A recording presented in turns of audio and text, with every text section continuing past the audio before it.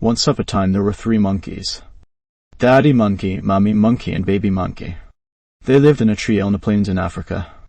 There was not much to do in their tree. They were bored. "I'm bored," said baby monkey. "Let's go shopping," said mummy monkey. "Don't be stupid," said daddy monkey. "We've not got any cash." "We don't need cash," replied mummy monkey. "We're monkeys." "Now that is a good point," said daddy monkey. "So how do we get into town?" asked baby monkey. "Get the bus, of course. How else?" "We can't drive a car," replied dad.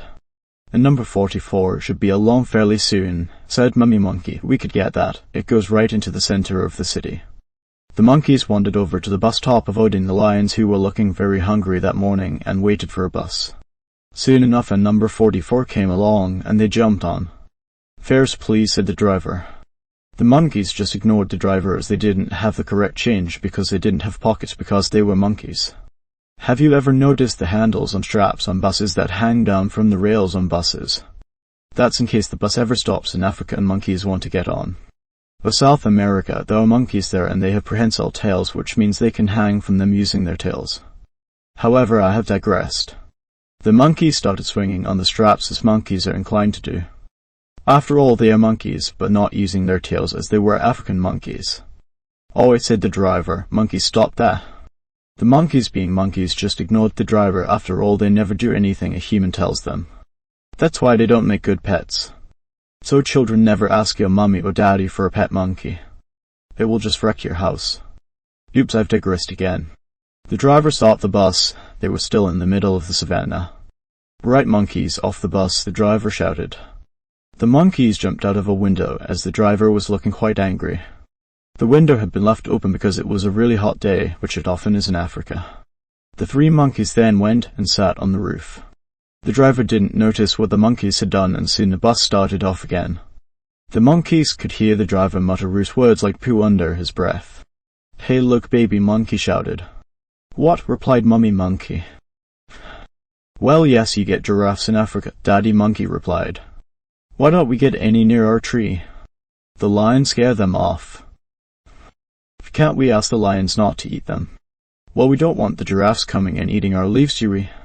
"I suppose not," baby monkey replied. Soon they reached the city center and spotted a particularly large shop.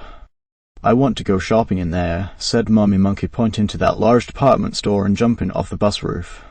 "What are you going to get?" asked daddy, following. "Shoes and a dress. I'm a lady monkey."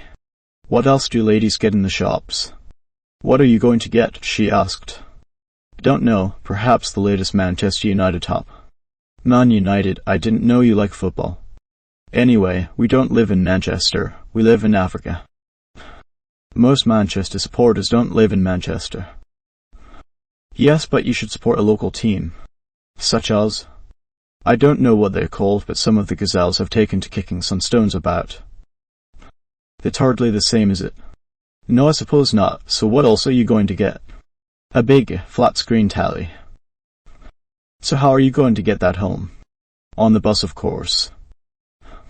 "We don't have anywhere to plug it in. I don't know if you'd noticed, but there aren't many sockets in our tree." "I'm going to get a solar-powered one." "What about at night when the man you're playing in the Champions League?" "We'll have to record it," daddy monkey said, and went and hung from a light fitting. "What can I get?" asked baby monkey. "Whatever you like," replied his mother. "I want a comic and an ice cream because I'm hot, and I want a radio-controlled helicopter to run out the lions with, and a lot of Lego to build a tree just like ours so we can live in a Lego tree, and I want a car and a train set and a Barbie doll." "What do you want a Barbie for?" Daddy asked from his light. "Let him have a Barbie," Mother said. "'Cause she's a monkey doctor, that's her new job." Baby added, "Monkey doctor, she can cure you if you get an itchy bottom." "I never get an itchy bottom." Daddy monkey replied indignantly. "Why do you keep scratching it then?" Mother asked. "I'm a monkey. Monkeys are supposed to scratch their bottoms." Mummy monkey was no longer listening. She had spotted a pair of shoes, and like most females, all thoughts went out of her brain at the sight of some shiny new shoes. "I'm having those shoes," she said. "Of course, dear," Daddy monkey replied, looking round the shop for some football tops and televisions. Mummy monkey ran over and grabbed the shoes, but she was a monkey and had size 1 feet, whereas the shoes were size 4 and they didn't fit, so as soon as she tried them on they just fell off. Try stuffing a newspaper in them, Father suggested. Oh, good idea. Mummy Monkey got a copy of Hello and used the latest celebrity wedding to keep her shoes on. This isn't a funny comic, Baby Monkey said, picking up what he thought was a comic. That's because it's the news of the world, Daddy replied. They're difficult to tell apart. Comets have better stories, though. Oh no, we've been rumbled, he shouted as he saw a group of humans coming towards them. Let's scabber. Mummy Monkey raced after her monkey husband in her 3-inch high stilettos with pages of Hello trailing after her. They ran through to the next department, perfume. Though I have to try these, she said. Bouncing off the counters, the 3 monkeys jumped and grabbed perfume bottles from the orange-faced women.